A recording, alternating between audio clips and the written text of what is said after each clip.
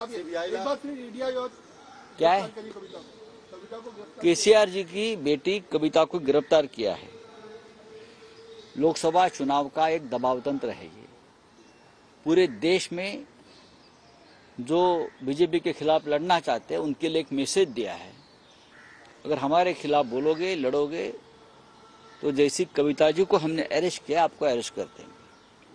केजरीवाल जी के ऊपर दबाव है, महाराष्ट्र में हमारे लोगों के ऊपर दबाव है।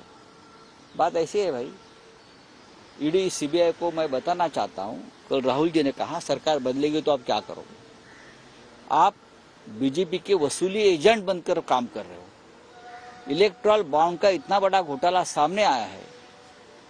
ऐसी कंपनियां हैं जिसके ऊपर ईडी सीबीआई के पहले छापे पड़े हैं और ईडी के अधिकारियों ने वसूली एजेंट का काम करके बीजेपी को चंदा देने के लिए मजबूर किया है और ये कार्रवाई रुकी है। फार्मास्यूटिकल कंपनी जो दवाई बनाते हैं गरीबों के लिए, उससे हजारों करोड़ का चंदा लिया। तो आपको समझना चाहिए कि दवाई, गरीबों की दवाई क्यों महंगी है, बीजेपी को चंदा देना पड़ रहा है। ये ऑनलाइन गैम्बलिंग वाले से पैसा लेता है, हजारों करोड़, 1300 करोड़ का चंदा। हाँ, और हमें आप नैतिकता और संस्कार की बात सिखाते हो। ये मनी लॉन्ड्रिंग का केस है, बीजेपी के ऊपर चलना चाहिए, बीजेपी के अकाउंट पर चलना चाहिए। मैंने बीच में सुना था कि लिकर घोटाले के नाम पर आप के ऊपर केस दर्ज करना चाहते हैं। आप पार्टी के ऊपर वो मनी लॉन्ड्रिंग का केस दर्ज करना चाहते हैं, तो बीजेपी के ऊपर क्यों नहीं? आप वसूली एजेंट है ना, ये एजेंसीज करो। राहुल गांधी की तरफ से कोड़ी नहीं बताने की वजह से कंटेम्प्ट ऑफ कोर्ट, क्या लगता है? देखिए, इसलिए ये दबाव में है एसबीआई भी, और भी 3000 बॉन्ड्स का खुलासा होना बाकी है। आधी अधूरी इंफॉर्मेशन है। अभी भी बड़े बड़े नाम आएंगे जिसने बीजेपी को चंदा दिया है और चंदा के बदले में धंधा लिया है, और भी नाम आ जाएंगे। आ जाएगी। जो कंपनी का नाम आपके दिमाग में है उसके सबके नाम आ जाएंगे। राहुल गांधी जो है वो कह रहे हैं कि जो संस्थाएं हैं, हिंदुस्तान की जो देश की जो संस्था है वो चाहे ईडी हो, सीबीआई हो, ये वसूली एजेंट है, ये हफ्ता वसूली एजेंट है, बीजेपी की हफ्ता वसूली एजेंट है ये सब।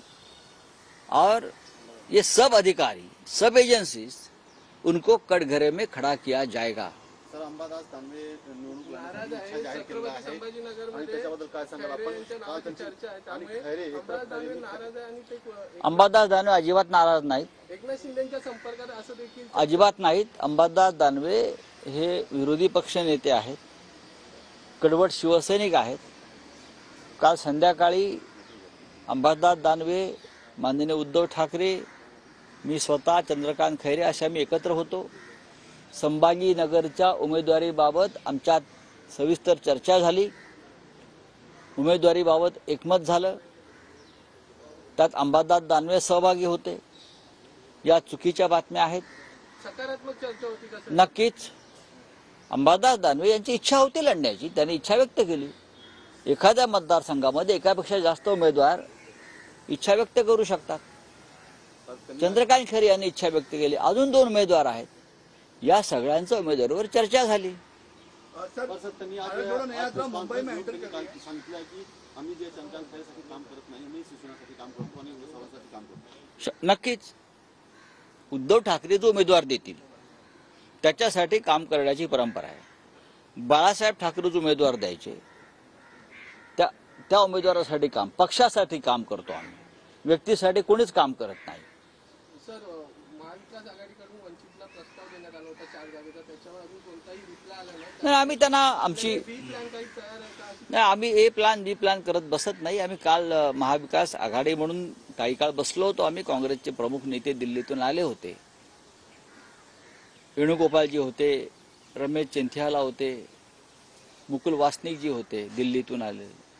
आम्ही बसलो। नक्कीच वंचित बहुजन आघाडी हा एक महत्त्वाचा घटक पक्ष महाविकास आघाडीतला आहे।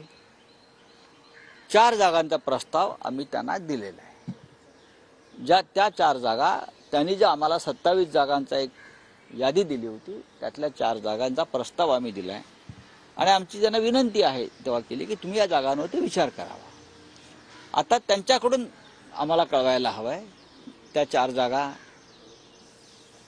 त्यांना मान्य आहेत किंवा आणखीन त्यांना काय आम्ही देऊ शकतो. आमचे दरवाजे उघडे आहेत.